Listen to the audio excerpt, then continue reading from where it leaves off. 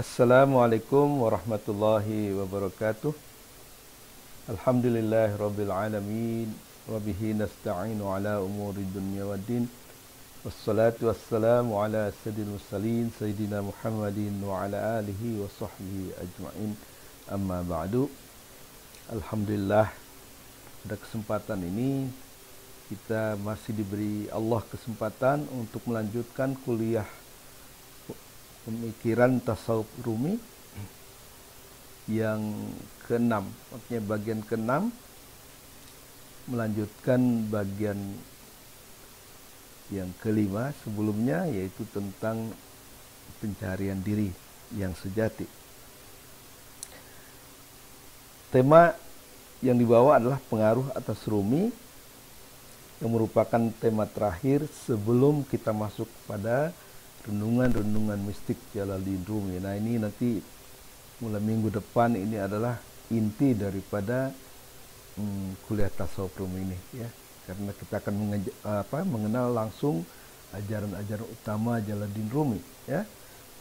Tapi sebelum itu ada baiknya memang kita mengenal beberapa tokoh yang dianggap, ya, atau dibuktikan telah berpengaruh atas Rumi. Tentunya bukan hanya ini, ya, tapi ini yang nyata, yang juga dinyatakan oleh Jalaluddin Rumi, pengaruh atas beliau, ya.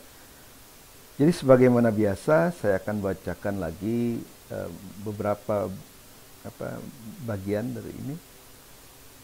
Kemudian kalau ada yang perlu diulas, saya ulas, ya kan.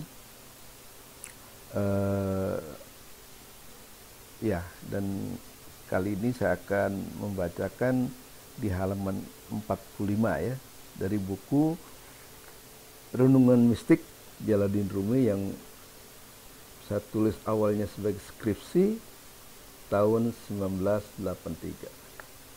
Semoga bermanfaat dan berguna bagi kita semua. Bismillahirrahmanirrahim. Selain Syams Tabriz yang mempengaruhi pemikiran Rumi secara langsung, ada beberapa tokoh lain yang dipandang mempengaruhi pola pemikiran tasawufnya Jalaluddin Rumi, antara lain Syekh Muhyiddin Ibn Arabi, kemudian Hakim Sana'i, dan Fariduddin Attar. Ya, ini tiga tokoh yang boleh dikatakan mempunyai pengaruh formatif terhadap Jalaluddin Rumi.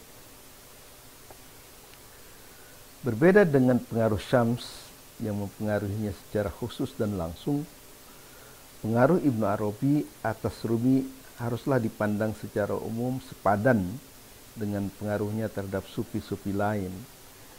Jadi ada pengaruh tetapi tidak begitu menentukan lah, ya.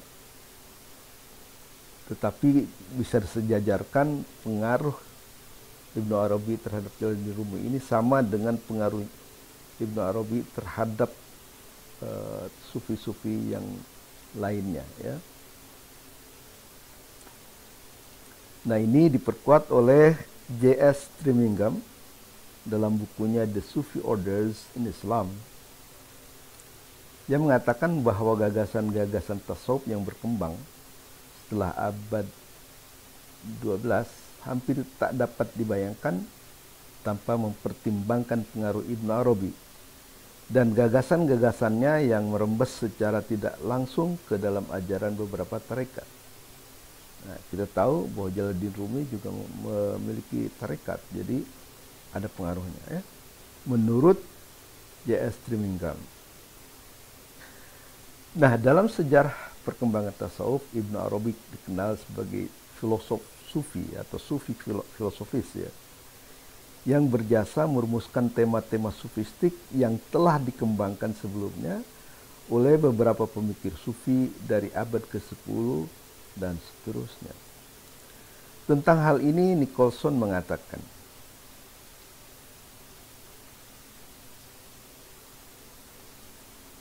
Ibn Arabi has every right to be called the father of Islamic pantheism. He devoted colossal powers of intellect and imagination to reconstructing a system which, though it lacks order and connection, covers the whole ground in the detail, and perhaps, all things considered, is the most imposing monument of mystical speculations the world has ever seen.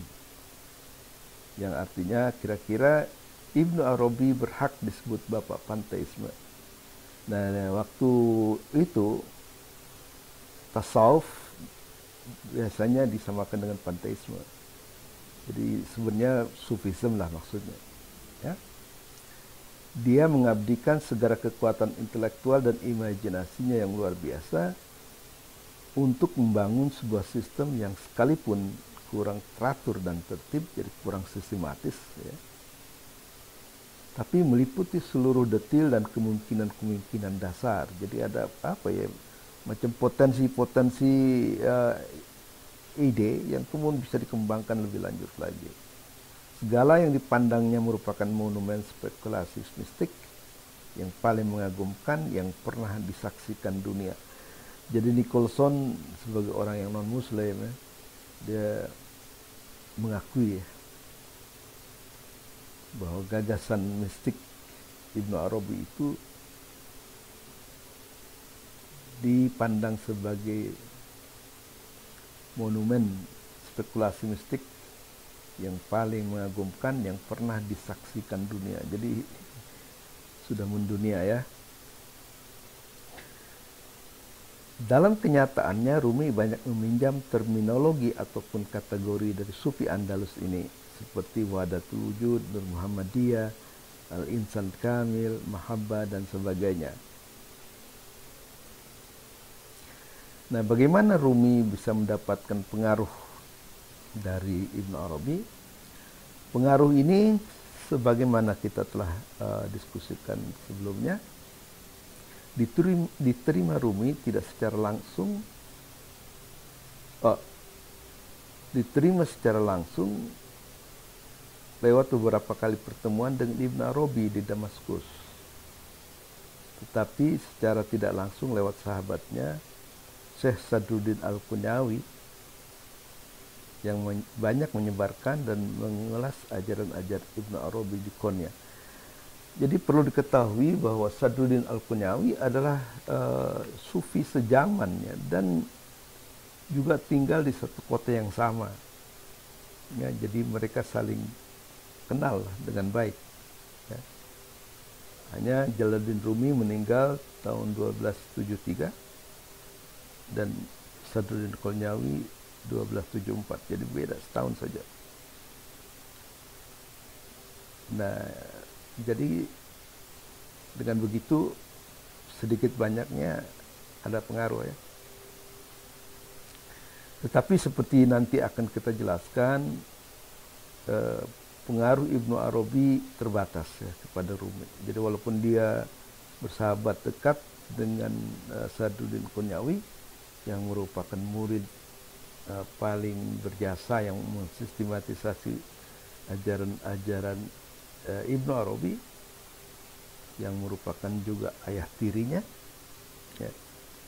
Tetapi Jalaluddin Rumi nampaknya mempunyai pandangan tersendiri yang cukup independen. Oke, nah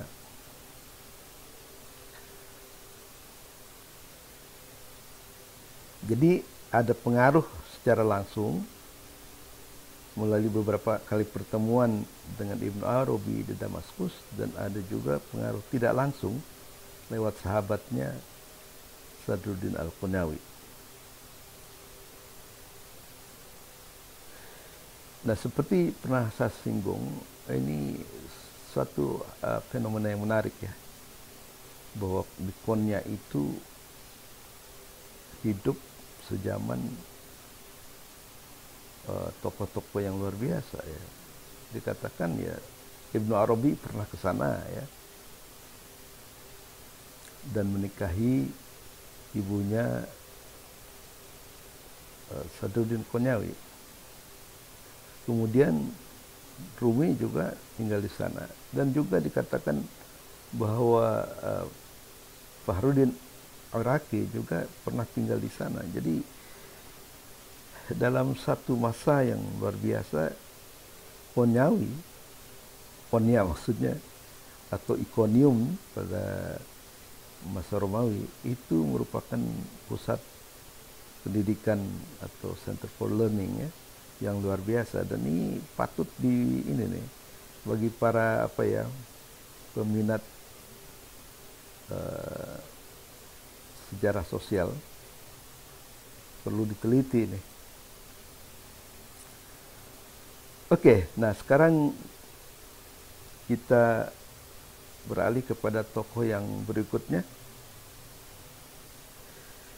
yaitu Hakim Sana'i. Ya, Hakim Sana'i terkenal dengan karangannya Al-Hadiqatul Haqiqah, Taman Kebenaran, yang berisi ajaran-ajaran dan pandangan-pandangannya tentang tasawuf. Ya. Saya memiliki buku terjemahannya dalam bahasa Inggris yang diterjemahkan oleh David Pendlebury. Menurut David Pendlebury, penerjemah dari karya ini ke dalam bahasa Inggris, banyak ide-ide Sana'i digemakan kembali dalam syair Rumi, seperti cerita tentang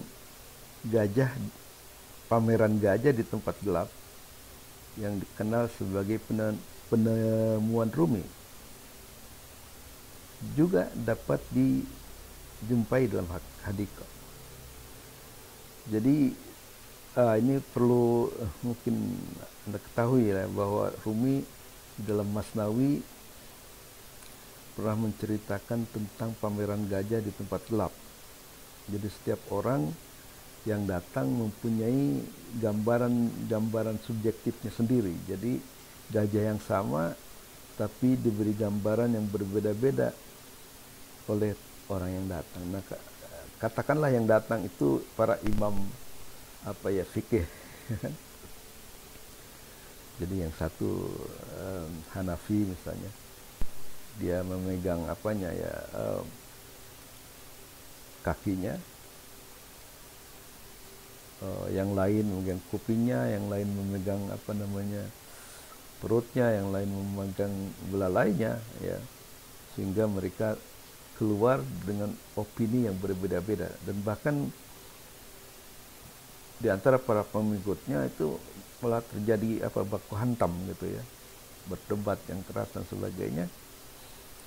Nah, kemudian barulah setelah rame-rame di luar itu, panitia menyuruh mereka masuk kembali dan dinyalakan, sehingga barulah tahu apa itu hakikat gajah ya.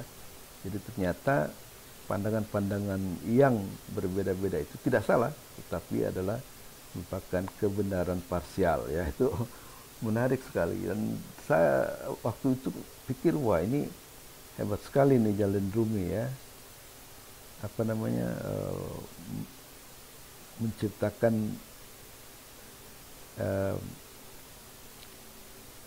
cerita seperti itu. Ternyata menurut David Pendlebury itu sudah ada cerita tersebut di dalam kitab Haqiqatul Haqiqah karangan Hakim Sana'i. Jadi di situ kelihatan ya pengaruh Hakim Sana'i dalam Masnawi karangan Rumi. Gagasan yang lain tentang keesaan Tuhan sebagai satu-satunya realitas, cinta atau muhabbah dalam tamsil mabuk anggur dan piala cinta, keunggulan cinta daripada intelek, manusia yang lupa karena tertidur akan tempat asalnya, dan sebagainya, dapat dirasakan kembali harinya baik di dalam Masnawi maupun dalam Diwan ya. Jadi banyak tema-tema menarik ya yang terus dikembangkan oleh Jalaluddin Rumi, ternyata sudah ada di dalam kitab Hadiqatul Haqiqah. Jadi cukup besar ya ternyata pengaruh Hakim Sana'i itu terhadap Jalaluddin Rumi.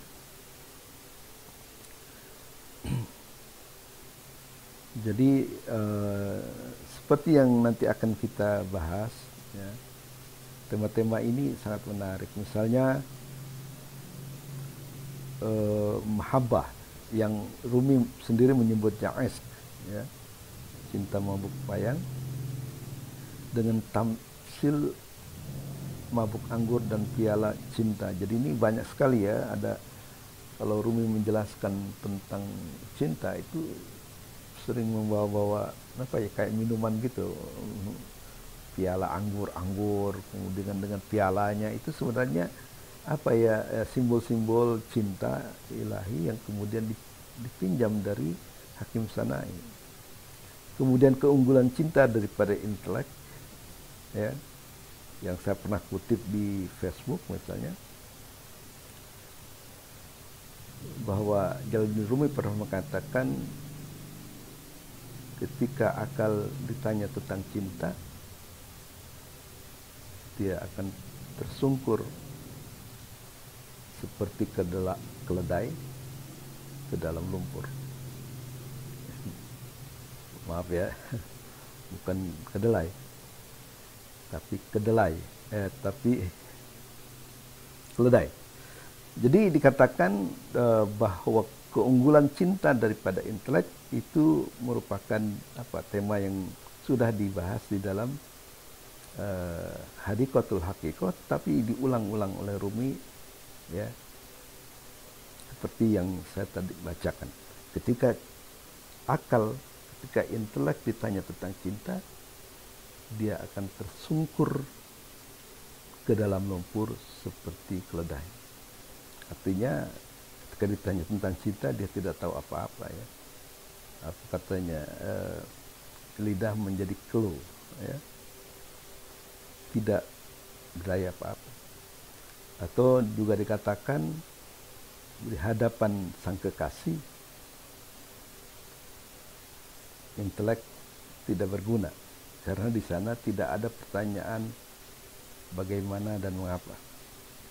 Ini satu bukti saja, ya. Kemudian tentang tema manusia yang lupa akan tempat asalnya, nah ini juga dinyatakan dalam salah satu syairnya, bahwa karena kepulan asap daripada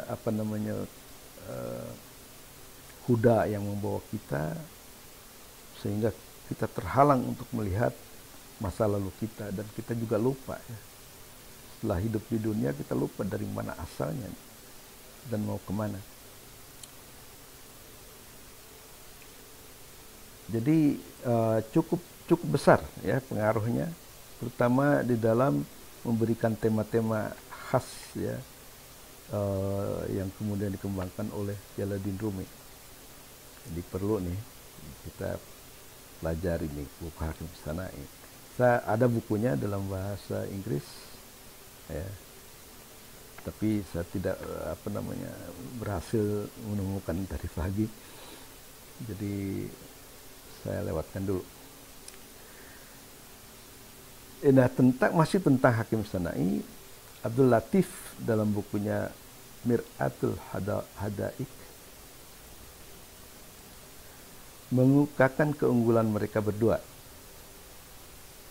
Dalam keadaan pikiran waras, sobriety, Hakim lebih unggul. Tapi dalam keadaan mabuk kepayang, intoxication, Maulana lah yang lebih unggul.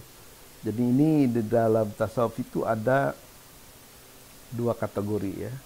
Ada yang disebut waras, sober. Tapi juga ada yang mabuk kepayang, intoxicated, ya. Jadi orang-orang seperti Abu Yazid Al-Bustami, Abu Mansur Al-Hallaj, Ibnu Arabi, Jalaluddin Rumi itu termasuk yang golongan mabuk payang, ya. Tetapi Hakim Sanai, Syekh Junaid Al-Baghdadi, mungkin juga Al-Ghazali itu masuk ke dalam aliran waras ya.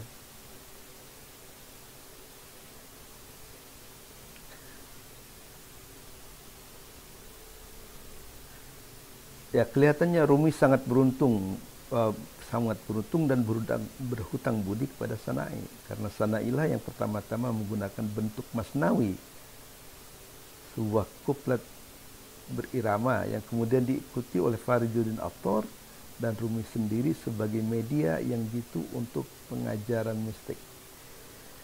Ini sangat penting sekali ya, karena ternyata yang memulai bentuk masnawi dalam karya mistik itu adalah Hakim Sana'i, baru kemudian diikuti oleh Fariduddin Attar yang juga merupakan tokoh yang mempengaruhi Jalaluddin Rumi. Ya, marilah kita beralih kepada tokoh yang terakhir yang dipandang mempengaruhi Jalaluddin Rumi, ya, yaitu Fariduddin Attar. Ya, adapun pengaruh Attar atas Rumi dapat kiranya ditelusuri pertama-tama lewat karya Asronome, ya, atau buku rahasia yang dihadiahkan secara langsung oleh Attar kepada Rumi ketika yang terakhir dengan ayahnya Bahaduddin Walid berjumpa dengan Attar di Nisapur. Ya. Kalau tidak salah saya menyebut waktu itu Isfahan, tapi itu keliru ya. Jadi Rumi ketemu dengan Fariduddin Attar di Nisapur, bukan Isfahan ya. Dan dikatakan bahwa Fariduddin Attar itu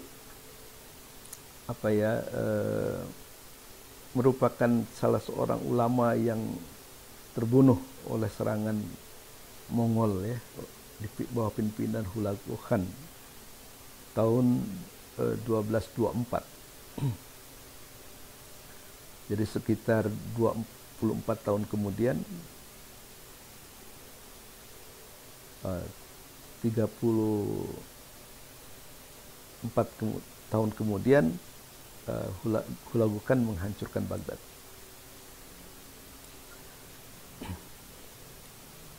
Tetapi karya Asronome ya berisi prinsip-prinsip utama ajaran-ajaran tasawuf. Nah, jadi sudah Asronome itu dihadiahkan waktu Rumi masih kecil dan mungkin sudah dibaca-baca berulang kali.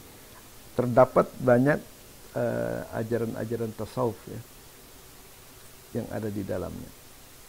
Tetapi yang lebih menentukan lagi, yang lebih besar lagi pengaruhnya adalah lewat karyanya yang lebih masyhur, yaitu Mantiqut Thair ya. Saya punya bukunya ini, salah satunya terjemahannya ya, ini The Conference of the Birds, ya, The Conference of the Birds, ya, Mantiqut Thair, The Conference of the Birds, A Sufi Fable by Fariduddin Attar. Ini salah satu versi terjemahan. Jadi saya ada dua versi terjemahannya, ya, dan karya itu sangat menarik sebenarnya, ya. Dan ada lagi satu karya terjemahan ke dalam bahasa Indonesia yang saya miliki yang diberi judul Musyawarah Burung-Burung, ya. Nah, ini harus Anda miliki nih. Sebuah alegori yang sangat indah yang melukiskan gerak maju para pencinta menuju kesatuannya dengan yang dicintai, yaitu Tuhan. Ya, jadi di sini Fariduddin Attar menjelaskan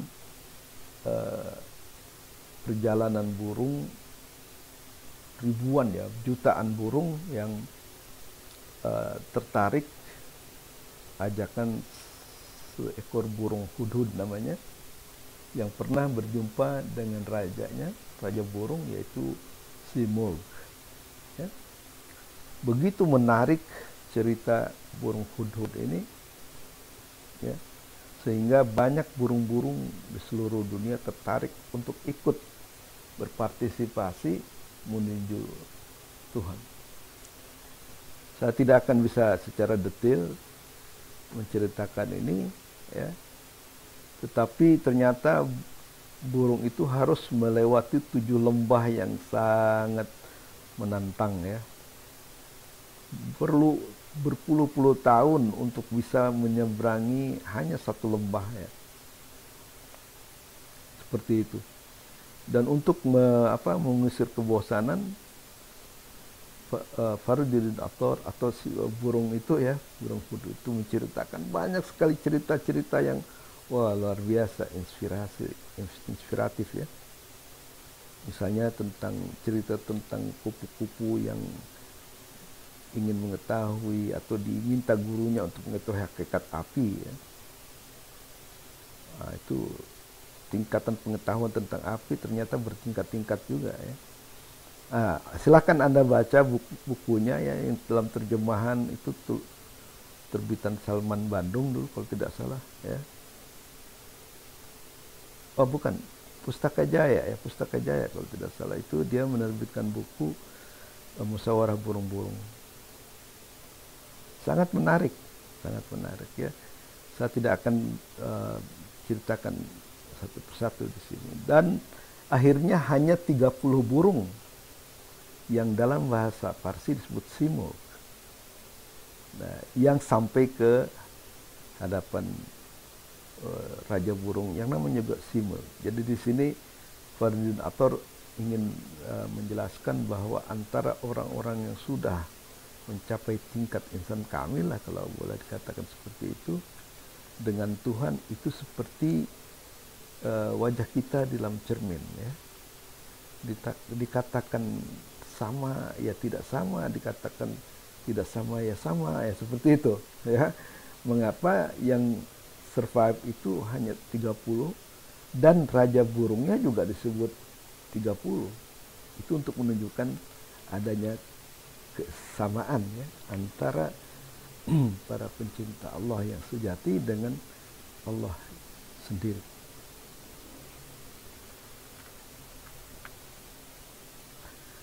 Saya teruskan bacaannya. Mantikut Thoir syarat dengan gagasan-gagasan mistik Ator tentang keesaan Tuhan, pengorbanan yang luar biasa dari pencipta untuk yang pencinta, ya, salah ini, pencinta untuk yang dicintainya, tentang manifestasi Tuhan dalam alam dan diri manusia dan sebagainya. Gagasan-gagasan itu dapat dengan mudah kita jumpai dalam karya-karya Rumi. Jadi ya seperti itulah, ya.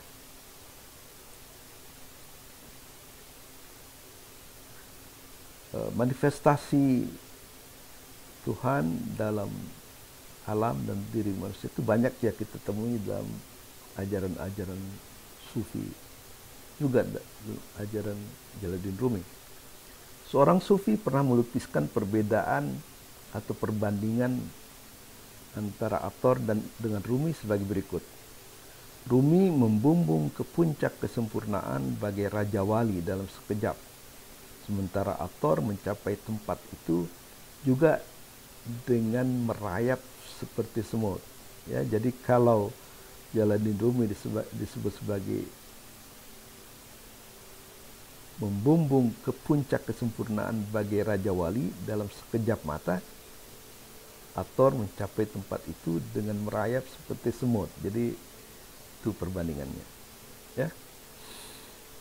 Ali Nadwi melaporkan bahwa baik Hadikah maupun Mantikut Thoir keduanya telah begitu populer di kalangan pengikut Rumi ketika ia belum menyusun Masnawinya. Karena dalam dua karya tersebut mereka menemukan ajaran-ajaran inti tasawuf yang tidak ditemukan dalam Dewan.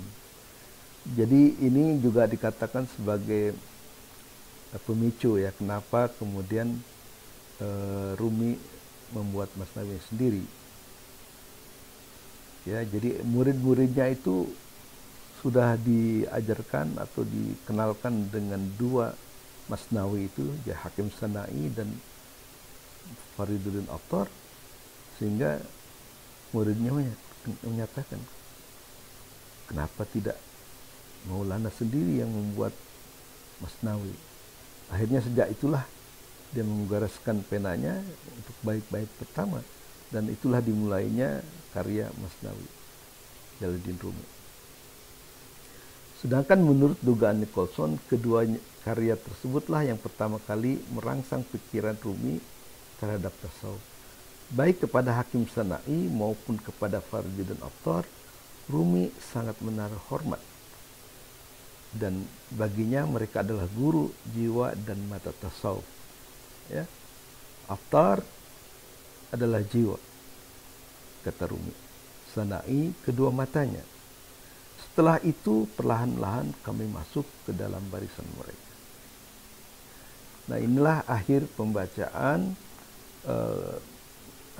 materi kuliah pemikiran tasawuf Jalaluddin Rumi yang ke-6, dan insya Allah akan diikuti dengan kuliah yang ke-7, yaitu tentang keesan wujud. Ya. Jadi renungan mistik Jalaluddin Rumi yang tema pertama adalah tentang kesatuan wujud. Bagaimana Jalaluddin Rumi mempunyai pemahaman sendiri ya, yang independen tentang kesatuan wujud ini. Ya. Apakah sama dengan Ibnu Arabi ataukah sama dengan Bustami? Ya. Rumi mempunyai pandangan yang unik, yang karena itu sangat penting ya untuk ke depan ini terus disimak ya, supaya kita lebih mantap lagi untuk memahami Rumi, karena selama ini yang kita kuliahkan adalah background ya, latar belakang, tapi bukan ajalnya sendiri ya.